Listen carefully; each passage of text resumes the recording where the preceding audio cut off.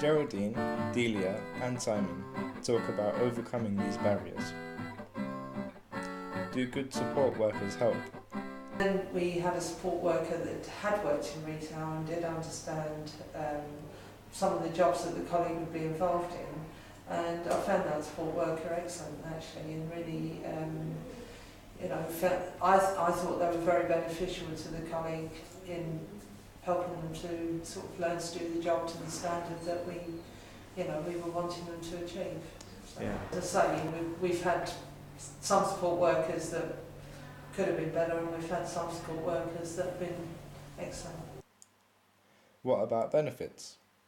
The best thing is to go to the job seekers allowance because you can find employers through that. And that's what I did. Why do benefits help more these days? The benefit system is changing. There's no longer that someone's going to come on and go into disability benefit and that's it. Now it's the employment support allowance. Indeed. So all the benefits are geared towards employment. There's no such thing, okay, you're off on JSA or you're on incapacity benefit, here's your medical certificate, have an enjoyable life. The job centre now are about helping everybody.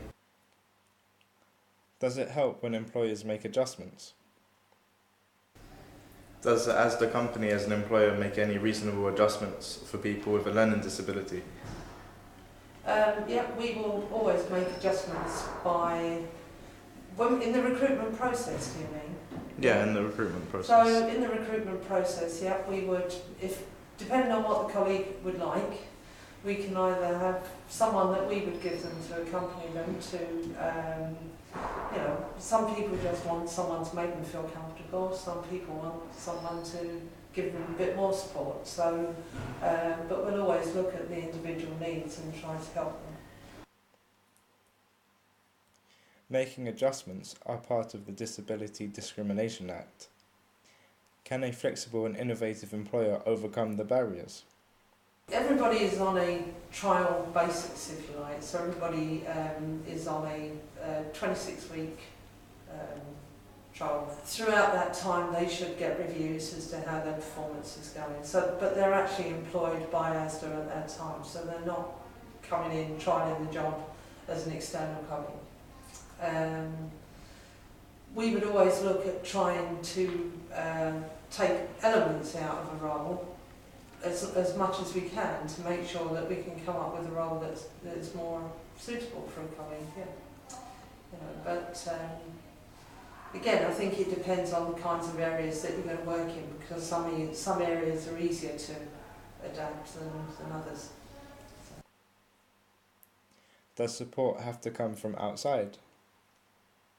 There's no one specifically that we employ that has the role of a support worker. Yeah. We do have within each department what we call a training buddy, and we're sort of developing that role so that those training buddies could actually work with the colleagues and get them to the level that we need.